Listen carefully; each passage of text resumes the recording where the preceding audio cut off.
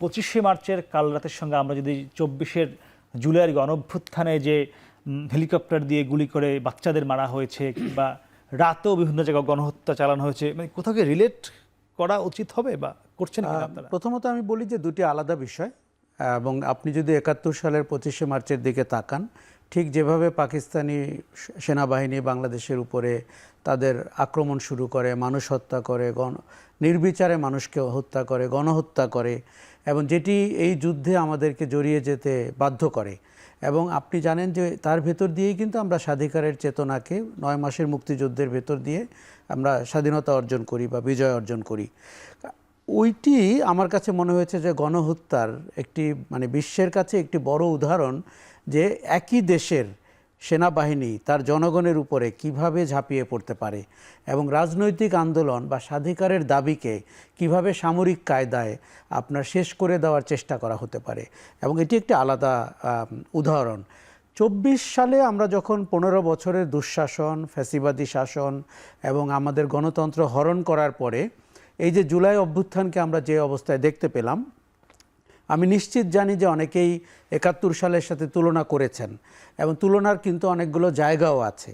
যেমন একইভাবে কিন্তু দেশের সরকার তার জনগণের উপরে আক্রমণ করেছে 24 সালে, এবং শেখ হাসিনার সরকার বা আওয়ামী লীগের সরকারের এই প্রবণতাটা কিন্তু অনেকটা মানে ঔপনিবেশিক সরকারগুলোর বা আমাদের যে পরাধীন আমলের যে সরকারগুলোর চরিত্র তার সাথে মিলে যায়। তার মানে হচ্ছে যে সরকারটি জনগণ থেকে কতটা বিচ্ছিন্ন অবস্থায় ছিল, যে তার জনগণের যে গণতান্ত্রিক অধিকার সেটি দমন করতে গিয়ে আপনি যে হেলিকপ্টারের কথা বললেন, আমরা দেখেছি সবগুলো বাহিনীকে নামিয়ে দেওয়া হয়েছে। আমরা দেখেছি প্রায় 2000 ছেলে মেয়েকে হত্যা করা হয়েছে 15-20 দিনের ব্যবধানে, এবং কোনো দেশের সরকার তার নাগরিকদেরকে তার অধিকারের দাবিকে এইভাবে দমন করতে চেষ্টা করতে পারে। এই জায়গাটিতে আমরা তখন 71-এর বারবার বলেছি, কারণ জনগণের সমর্থিত কোনো সরকারের চরিত্র কিন্তু এরকম হতে পারে না। এবং পরবর্তীতে আপনি যেটি দেখেছেন 71 সালে যে চূড়ান্ত পরিণতি ঘটেছে, যে মানুষের জয় হয়েছে, আমরা একটি ভূখণ্ড পেয়েছি, স্বাধীন রাষ্ট্র পেয়েছি, ঠিক একইভাবে কিন্তু 24-এ মানুষের জয় হয়েছে।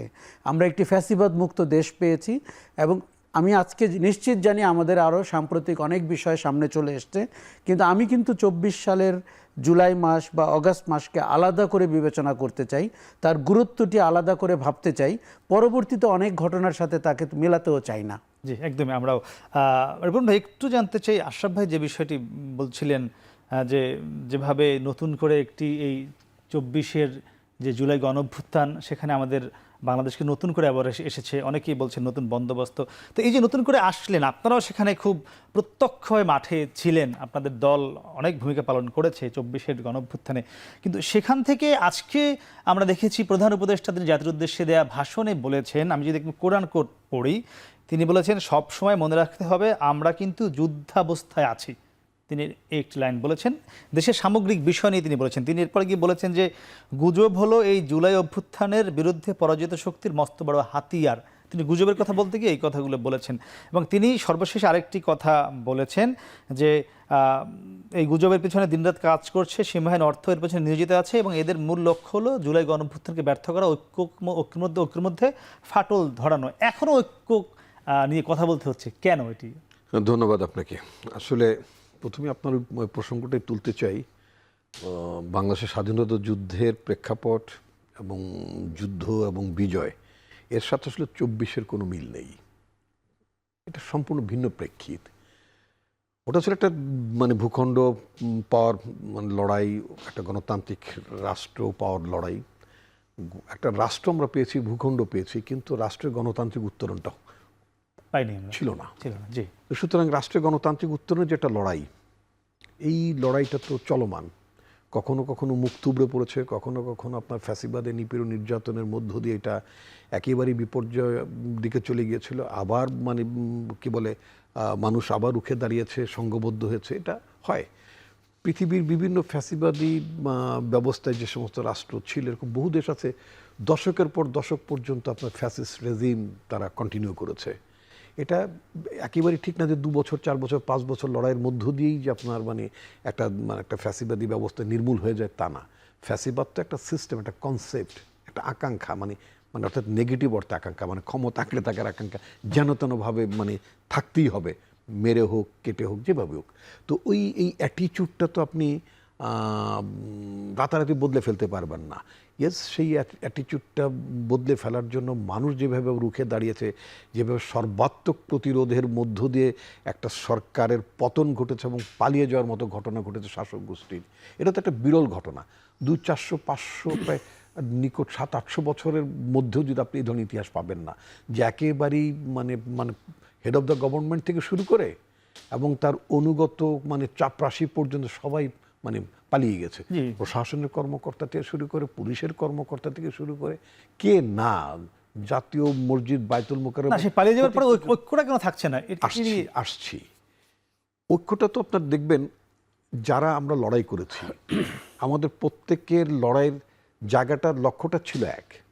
তখন একটি জায়গা ছিল নিঃসন্দেহে, তখন এখনো ওই যে মানে প্রধান উপদেষ্টা যেটা বলছেন, এটা যুদ্ধ অবস্থার মধ্যে যতক্ষণ পর্যন্ত আমাদের বিজয়কে কনসলিডেট করতে না পারবো, যতক্ষণ পর্যন্ত রাষ্ট্রের গণতান্ত্রিক রূপান্তর না ঘটবে, জনগণের মানে রাষ্ট্রের মালিকানা জনগণ বোধ করবে যে ইয়েস আমি রাষ্ট্রের মালিক, আমি সরকার বানাতে পারি, সরকার নামাতে পারি, আমাকে কেন জীবন দিয়ে রাজপথে মানে মানে ব্যাপক উত্তাল সংগ্রামের মধ্যে দিয়ে একটা সরকারকে নামাতে হবে কেন?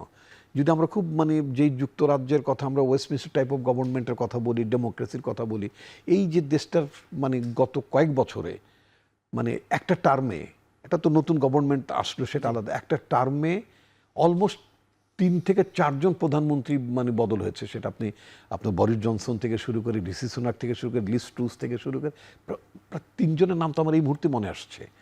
আপনি কি সেখানে দেখেছেন কোনো রক্তক্ষয়ের ঘটনা ঘটেছে? সেখানে কি মানে আপনার মানে বিরোধী পক্ষকে কি কারাগারে পাঠানোর ঘটনা ঘটেছে? না, ঘটেনি। System, Democratic system, Democratic norms এবং ডেমোক্রেটিক প্র্যাকটিসের প্রতি আপনার পার্টিসিপেটরি পার্টিজ অর্থাৎ গভর্নমেন্ট অর অপোজিশন সবাই খুব রেসপেক্টফুল ছিল। ফলে সেখানে কিন্তু এইভাবে সরকারের পরিবর্তন হয়, এই দেশেও হতে পারতো, কিন্তু আনফর্চুনেটলি আমরা তো সেটা প্র্যাকটিস করিনি। সেটা আমরা দেখেন আমাদের মুক্তিযুদ্ধের মধ্যে দিয়ে আমরা একটা গণতান্ত্রিক আকাঙ্ক্ষা নিয়ে আমরা একটা গণতান্ত্রিক রাষ্ট্র ব্যবস্থা প্রতিষ্ঠার মধ্যে তো আমরা গণপ্রজাতন্ত্রী বাংলাদেশ প্রতিষ্ঠা করেছিলাম। দেশটার নামই তো গণপ্রজাতন্ত্রী বাংলাদেশ, ইংরেজিতে আরও চমৎকার, পিপলস রিপাবলিক অফ বাংলাদেশ। এই রিপাবলিকটার মালিক হচ্ছে পিপল। তো সেটা কি ছিল? আপনি দেখবেন 75 সালের আগে একদলীয় শাসন ব্যবস্থা কায়েম হয়ে গেল। এটার জন্য Sheikh Mujibur Rahman was not mandated যে একদলীয় শাসন ব্যবস্থা তিনি করবেন, বিনা নির্বাচনে তিনি প্রেসিডেন্ট হয়ে যাবেন, যেন তিনি প্রেসিডেন্ট নির্বাচন এখন আমরা যদি আসছি ওগুলোর রেফারেন্স না টানলে গণ্য হইবেন বলিয়া যে বিষয়গুলো ছিল, তো এই বিষয়টা না হলে তো বাংলাদেশও ব্রিটেনের মতোই পরিবর্তন হতে পারতো। 75 সালে 15 আগস্টের ঘটার কোনো প্রয়োজনও ছিল না, কেউ ঘটাতো হয়তো চাইতো না।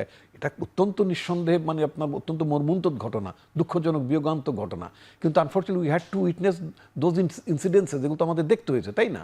তো এখন কথা হচ্ছে কি, আমরা ওই যে প্রফেসর মোহাম্মদ ইউনূস খুব রাইটলি উনি বলেছেন যে আমরা একটা যুদ্ধ অবস্থার মধ্যে, নিঃসন্দেহে গুজব চলছে, নিঃসন্দেহে আমাদের সশস্ত্র বাহিনী, আমাদের পার্টিকুলার আমাদের সেনাবাহিনী এবং সেনাবাহিনীর প্রধানকে একটা মুখোমুখি অবস্থা, মানে যেন তাকে ভিলেন বানানোর একটা চেষ্টা হচ্ছিল। দ্যাট ওয়াজ ভেরি আনফর্চুনেট এবং আনএক্সপেক্টেড টু। কারণ ওই যে আপনি কম্পেয়ার করছিলেন মুক্তিযুদ্ধ এবং মানে 24-এর গণঅভ্যুত্থানকে, ওই মুক্তিযুদ্ধে তো শাসক গোষ্ঠীর সেনাবাহিনী জনগণের বুকে মানে মানে বন্দুক তুলেছিল, সেটা বলেছে আশরাফ, কিন্তু এই বাংলাদেশের 24-এর সেনাবাহিনী তো সেটা করেনি। বরং আমাদের সেনাবাহিনী তাদের ফরমেশন কমান্ডার আদার অফিসারদের তারা যখন দরবার করলেন, সেখানে কোরআনের আয়াত উল্লেখ করে একজন বললেন যে তোমরা মানে মানে বেআইনি শাসক অথবা নিপীড়কের মানে কি আয়াতটার জন্য এরকম একটা কিছু, যে নিপীড়কের পক্ষাবলম্বন মুসলিমের পক্ষে থাকার যে কথাটা কোরআনের আয়াত সাইট করে যখন বললেন, তখন সেনাবাহিনীর প্রধান কি বললেন? আমিন। তার মানে উনি বিশ্বাস করলেন। এবং আমরা এটা তো 5 তারিখে না, এমন না যে একেবারে বিজয় হয়ে যাচ্ছে হঠাৎ করে সেনাবাহিনী পক্ষ নিয়ে, তাও তো না। এটা তো বেসিক্যালি এটা তো ইট ওয়াজ সিন 3 তারিখ থেকে তো খুবই স্পষ্ট হয়ে গেল সেনাবাহিনীর ভূমিকা। 3 তারিখ স্পষ্ট হয়ে গেল যখন তারা বললেন আমরা জনগণের বিপক্ষে যাব না। সুতরাং প্রেক্ষাপটটা ওই 71, প্রেক্ষাপটটা আপনার 24 এক না। এখন বর্তমান সেনাবাহিনী প্যাট্রিয়ট, দেশপ্রেমিক। আমি আবার আসবো।